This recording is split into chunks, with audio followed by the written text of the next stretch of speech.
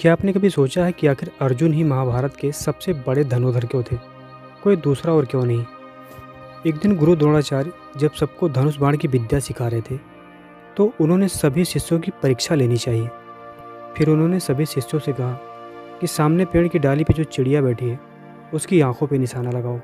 और फिर एक एक करके सभी शिष्यों से पूछने लगे कि बताओ तुम्हें क्या दिख रहा है।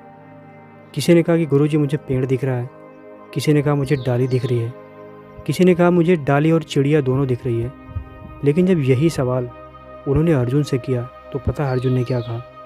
अर्जुन ने कहा कि गुरुजी मुझे सिर्फ और सिर्फ चिड़िया की आंख दिख रही है, और इसी को कहते हैं असली फोकस। और आज की कहानी में आपको यही सिखाएंगे कि आपकी ज़िंदगी में फोकस का होना कितना ज़रूरी है। एक जंगल में ना एक बहुत ही खूबसूरत हिरन रहता था।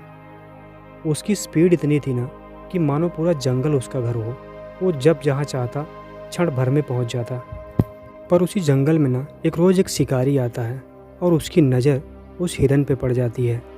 शिकारी ने उस हिरन को दौड़ा लिया। हिरन ने जब देखा कि शिकारी उसके पीछे पड़ा है तो वो बिजली की रफ्तार से भागने लगा और भागते भागते जा करके एक नदी के किनारे पे रुका। उसे लगा कि शिकारी अब बहुत दूर है, पर यह शायद उसकी गलतफहमी थी। वो नदी के साफ सुथरे पानी में अपने चेहरों और सींगों को निहारने लगा और कहने लगा कि मैं कितना खूबसूरत हूँ। मेरे जितना खूबसूरत सींगे पूरे जंगल में किसी के पास नहीं। और इन सींगों को देख करके ना वो इतराने लगा। और इतने में जंगल के सन्नाटे को चीरता हुआ एक तीर आता है जो उसके सीने में जाके लग जाता है और वो वहीं धड़ाम से गिर जाती है। मरते वक्त वो सोचने लगी कि काश मैंने अपने पैरों पे फोकस किया होता, जो कि मेरी ताकत थी। पर नहीं, मैंने दिखावे पे फोकस किया। मेरी सींगें किसी काम की नहीं।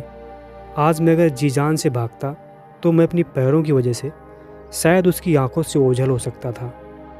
लेकिन मैं सिर्फ दिखावे में फंसी रह गई।